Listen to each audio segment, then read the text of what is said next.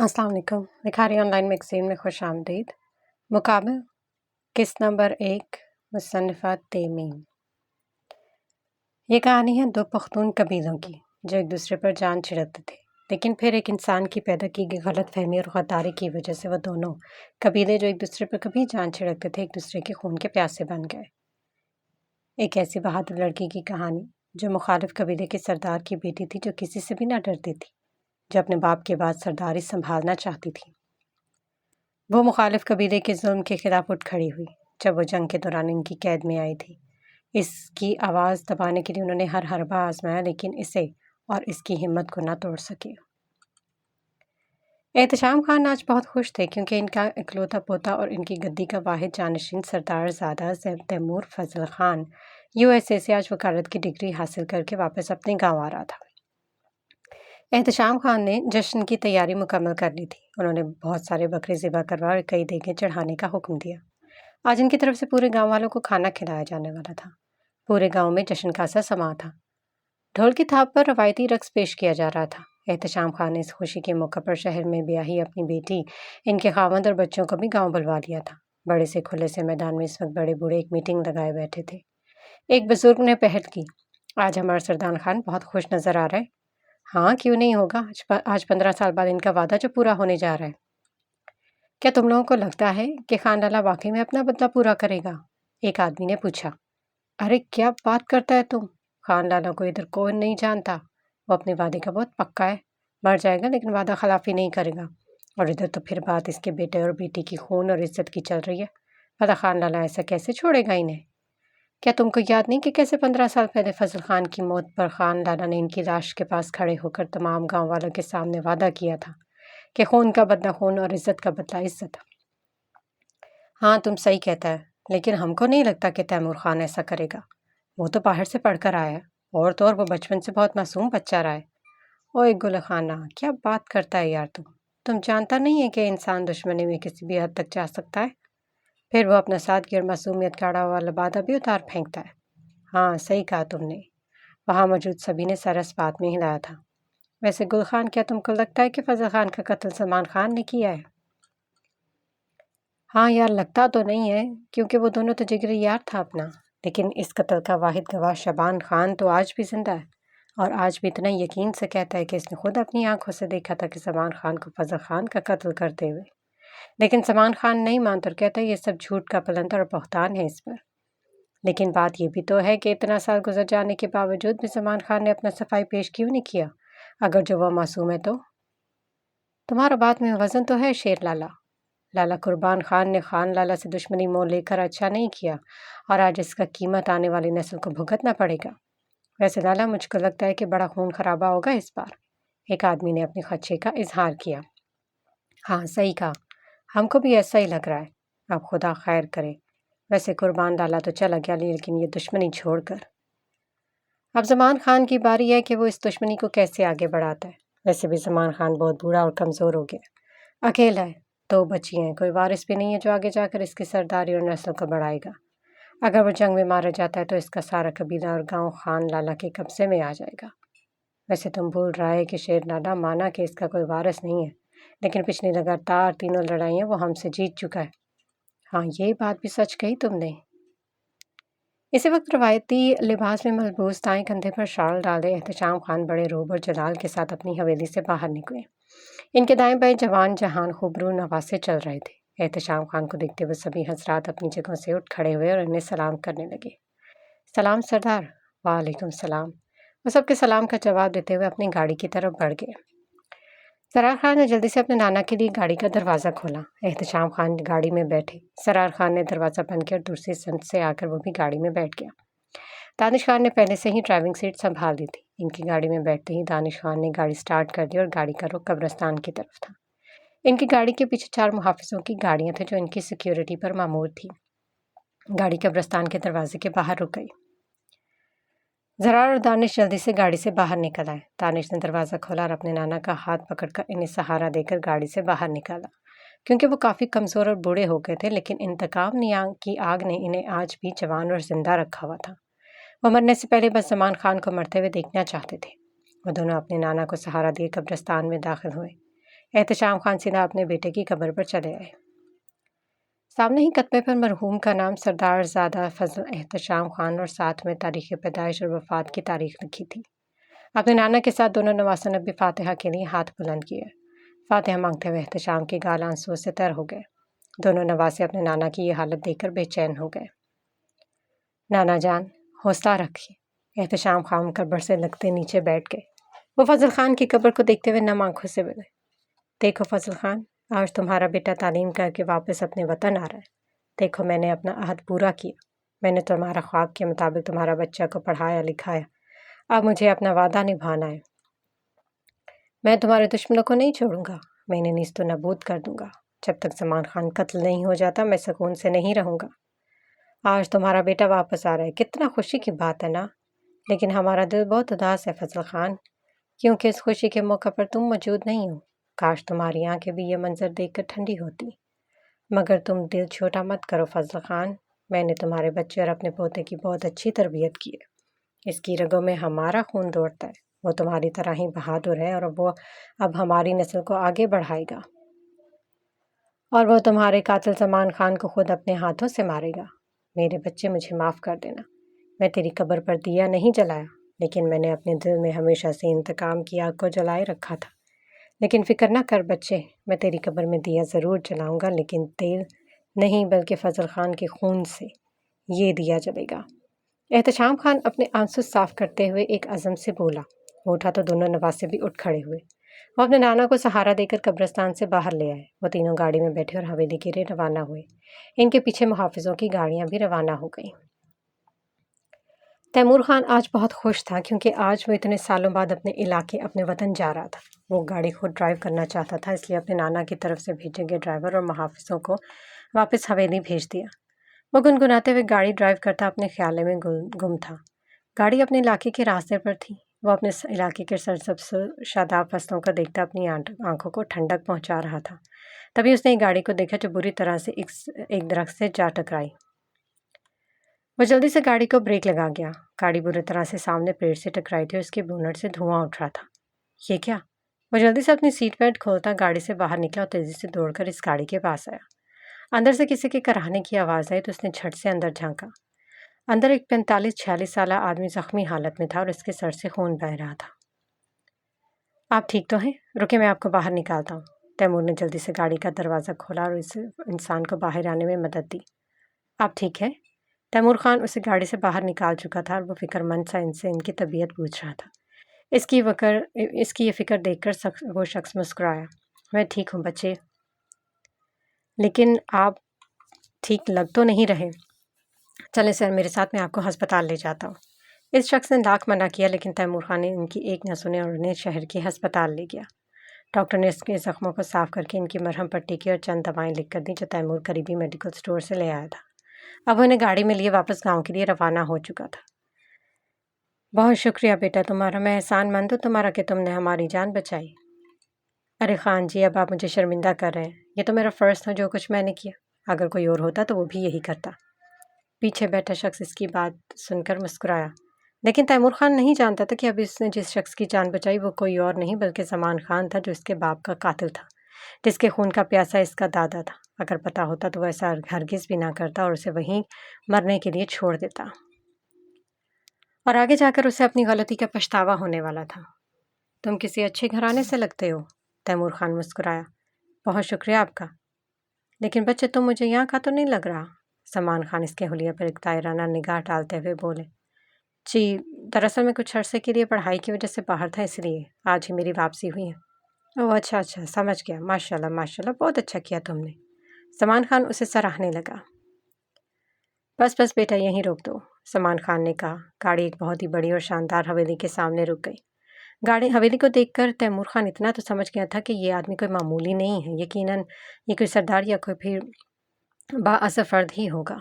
सलमान खान ने उसे देखते हुए कहा, तुम गाड़ी में क्यों बैठा है? चलो अंदर आओ। नहीं खान जी, हमें घर जाना है, बहुत देर हो चुकी है। तैमूर ने माजरत करना चाहिए, लेकिन सलमान खान उसे यहीं तो नहीं जाने दे सकता था। वह इसका मोहसिन था। बच्चा लोग, तुमने हमारा जान बचाया और हम तुम्हारा पूरी ज़िंदगी एहसानमंद है, इसलिए अब तुम हमारे घर से चाय पिए बगैर तो नहीं जाएगा। चलो आ जाओ। انہوں نے اتنی محبت اور دل سے کہا کہ وہ اسے انکار کرنا تیمور خان کو اچھا نہ لگا۔ وہ گاڑی سے اترا تو زمان خان اس کے کندھے پر بازو رکھے ایک بیٹے اور دوست کی طرح اس کے لیے مردان خانے میں چلا آیا۔ آؤ بیٹھو ادھر، زمان خان نے اسے بٹھایا۔ میں ذرا چائے پانی کا بندوبست کر کے آتا ہے۔ جی خان جی۔ ان کے جانے کے بعد مردان خان کو دیکھنے لگا۔ یہاں کی زیبائش اور سجاوٹ بے حد شاندار تھی۔ زمان خان جو ہی زنانے میں داخل ہو اس کے سر پر پڑی دیکھ کر ایک اس کی اہلیہ شیریں جان بیٹیاں صنم خان اور انم خان پریشان ہو گئی تھی۔ بابا یہ آپ کو کیا ہوا ہے؟ یہ آپ کو چوٹ کیسے لگی؟ صنم پریشانی سے اس کے سر پر ہاتھ رکھتے ہوئے پوچھ رہی تھی۔ اوے بچہ لوگ، ہم بالکل ٹھیک ہے، بس ذرا سا چوٹ لگ گیا۔ کیسے لگ گیا چوٹ پاپا؟ آپ کا دھیان کدھر رہتا ہے؟ آپ آخر خود گاڑی لے کر کیوں نکل پڑتے ہیں؟ کتنی بار کہا ہے کہ ڈرائیور کو ساتھ لے کر جایا کرے، لیکن آپ سنتے ہی کہاں ہیں؟ صنم خان خفگی سے باپ سے یہ سب کچھ کہہ رہی تھی اور بیٹی کی یہ فکر مندی زمان خان کو مسکرانے پر مجبور کر گئی۔ وہ صنم خان کے سر پر ہاتھ رکھتے ہوئے بولا، اوئے بچے، ہم بالکل ٹھیک ہیں، دیکھو ہم کو کہاں سے لگ رہا ہے ہم زخمی اور بیمار ہے۔ دیوار سے لگا کھڑا تیمور خان باپ بیٹی کی باتیں یہ سن کر مسکرا دیا۔ اچھا چلو جلدی سے کچھ چائے شائے کا بندوبست کرو، مردانے میں ہمارا ایک عزیز مہمان بیٹھا ہوا ہے۔ جی بابا۔ انہیں چائے اور دیگر لوازمات کا کہہ کر زمان خان واپس تیمور خان کے پاس گیا۔ تیمور خان کو بیٹھک کی سجاوٹ کو دیکھتے پا کر زمان خان مسکراتے ہوئے بولا، یہ سارا کچھ ہماری بیٹی نے کیا ہے، اسے ان سب کا بہت شوق ہے۔ جی خان جی، اور یہ سب کچھ بہت اچھا اور شاندار ہے۔ اب وہ دونوں ایک دوسرے کے ساتھ بیٹھے باتیں کر رہے تھے۔ تیمور خان اسے بتا رہا تھا کہ وہ پڑھائی مکمل کرنے کے بعد اپنے گاؤں آیا ہے۔ زمان خان کو یہ لڑکا بہت بھلا لگا تھا۔ اسے دیکھتے ہوئے دل میں خواہش سے جاگی تھی کہ کاش اس کے جیسا اس کا بھی ایک بیٹا ہوتا۔ اسی وقت صنم خان نے دروازہ بجایا۔ بابا جان چائے؟ ہاں بچہ آتا ہے۔ سامان اٹھا اور صنم خان سے چائے دیگر لوازمات سے بھرپور ٹرالی لے کر ٹرے لی۔ انہوں نے تیمور خان کے سامنے وہ سب رکھ دیا۔ ارے خان جی، یہ سب کی ضرورت نہیں تھی، مجھے جلدی میں گھر جانا تھا۔ کوئی بات نہیں بچے، اگر ایک دو گھونٹ لوگے تب بھی ہمیں خوشی ہوگی۔ وہ جانتا تھا کہ اسے دیر ہو چکی ہے، لیکن اس نے اتنی محبت اور چاہت سے یہ سب کہا کہ وہ وہاں رک گیا۔ چائے پینے کے بعد وہ اٹھ کھڑا ہوا۔ شکریہ خان جی ان سب کے لیے، وہ زمان خان سے گلے لگتے ہوئے بولے۔ اگر کبھی فرصت ملے تو ادھر کا چکر ضرور لگانا۔ جی ضرور، وہ ادب سے بولتا اسی کے ساتھ مردانے خانے میں سے نکل گیا۔ زمان خان اسے گاڑی تک رخصت کرنے آیا اور پھر دوبارہ ملنے کا وعدہ کرتے خدا حافظ کہہ کر وہاں سے روانہ ہوا۔ ادھر احتشام خان اس کے لیے پریشان ہو رہا تھا کہ وہ ابھی تک پہنچا کیوں نہیں، جس کے لیے اب وہ ڈرائیور اور محافظوں کے لائن میں کھڑا کیے غصے سے کہہ رہا تھا کہ وہ تیمور خان کو اکیلے کیوں چھوڑ کر آئے ہیں۔ اس کے دشمن ارد گرد گھوم رہے ہیں، اگر جو انہیں تیمور خان کے آنے کی بھنک بھی پڑ گئی تو انہوں نے اسے کچھ کر دیا تو میں خدا کی قسم کھا کر کہتا ہوں اگر میرے جو بچے کو کچھ ہوا تو میں تم سب کے ٹکڑے ٹکڑے کر دوں گا اور انہیں کتوں کے آگے ڈال دوں گا۔